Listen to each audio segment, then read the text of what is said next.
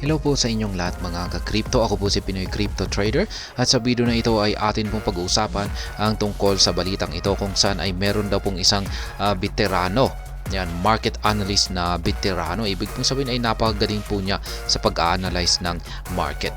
At sabi niya rito ang best time raw or pinakamagandang pagkakataon para mag-short dito kay Solana ay kapag na-breach po niya ang presyong $100.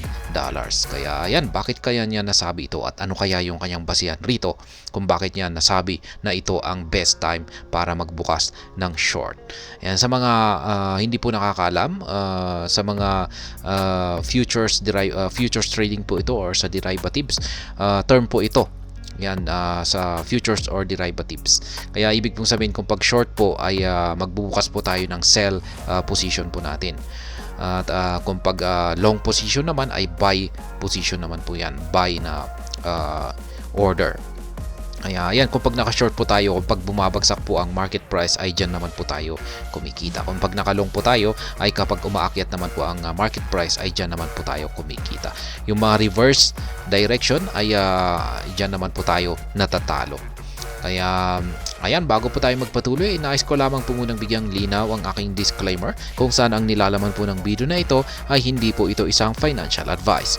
For education and information purposes lamang po ang layunin nito. Maliban po dito ay nais ko na rin pong magbigay babala na wala pong kahit anumang group chat ang Pinoy Crypto Trader. Yan, sabi po rito ay Bitcoin prominent Duo 9 has revealed the best time for traders to short Solana following the asset's recent $100 breach. Kaya yan, si Duo 9, siya po ay isang Bitcoin prominent. Siya po yung nag-reveal o nagdabas ng kanyang pahayag rito na pinakamaganda raw na magbukas ng short position dito kay Solana kapag na-reach po niya ang $100 na price nito. Yan, Solana has been one of the hottest cryptocurrencies in the market, surging from around $9.97 in January to over $110 this month, a staggering 1,003% increase. Solana recently breached the $100 threshold for the first time in 20 months. Kaya yan, ang tindi po talaga ng performance nitong si Solana sa loob ng taong ito 2023. Biruin mo naman, nung January ay nasa presyong $9.97 lamang po ito. Tapos ayan, ngayon ay nasa higit $110 na po ito. Kaya nagbigay po ito ng gain na umaabot ng 1,003% increase. Ayan.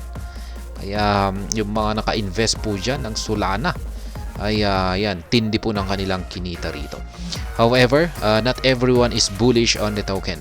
Duo 9, a seasoned Bitcoin advocate and technical analyst, recently shared his view on Solana on X. Kaya yan, hindi daw po lahat ay bullish dito kay Solana.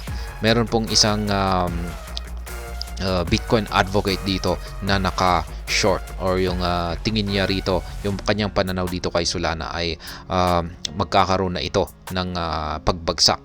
At yan po ay si Duo 9.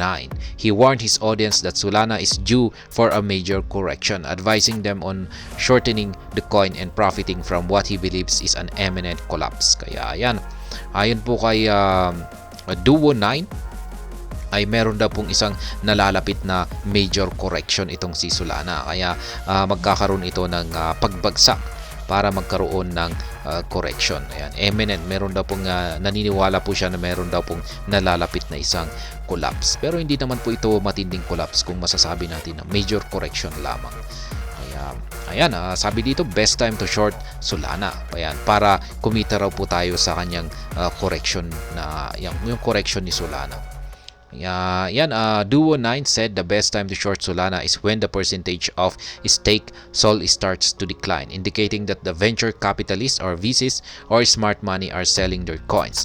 Notably, market participants have staked about 60% of Solana, with the percentage constantly rising as of press time. Kaya yan, yung parang magiging signal raw po natin dito ay kung pag nakikita natin na bumabagsak or nagkakaroon ng decline sa percentage ng stake, yung percentage na naka-stake dito kay Solana.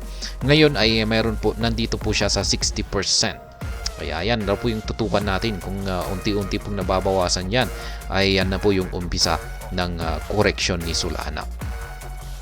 Kaya ayan, yan po si Duo 9. Ito po yung kanyang actual na post dito. Here's when you should short Solana and dump on the fanboys. They are an excellent sell signal. I've been in this space for 10 years and seen it many times. So ayan, base po yan sa kanyang karanasan na 10 years. Kaya yan, track the percentage of Solana stake, and if that percent is going up, wait so long, the percent increases. Kaya yan, nasa 60%. Ito po yung kanyang screenshot na ipinakita rito, nasa 60%. Kaya ito yung binabantayan. Ayon po sa kanya, ito yung babantayan natin at ito yung ating magiging basihan rito. Kung pag tumataas pa yan, ay ayos pa lamang yan. Pero kung pag bumabagsak, ay ayan na po yung signal natin para mag-short. Ayan, according to the analyst, when the rate of stake sold drops, this phenomenon creates a bearish divergence, meaning that the price goes up while the staking percentage goes down. And he also said that the signs of euphoria and FOMO among the retail investors or the dump money are excellent sell signals. He cited examples of people claiming that Sol would reach $1,000 or selling their houses for more Solana as indicators of irrational exuberance. Kaya yan na rin yung mga ibang mga signals dito.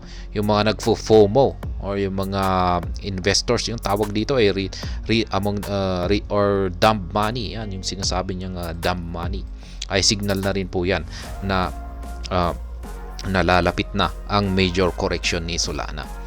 Kaya Duo 9 suggested that the best strategy is to sell all Sol holdings on the way up, using dollar cost averaging to exit the market. He cautioned against chasing the price if it goes higher, noting that it is difficult to time the market and FOMO is ill-advised. Kaya yan, ang the best pong strategy para makapag-sell or makapag-take profit ay yung dollar cost averaging na rin po.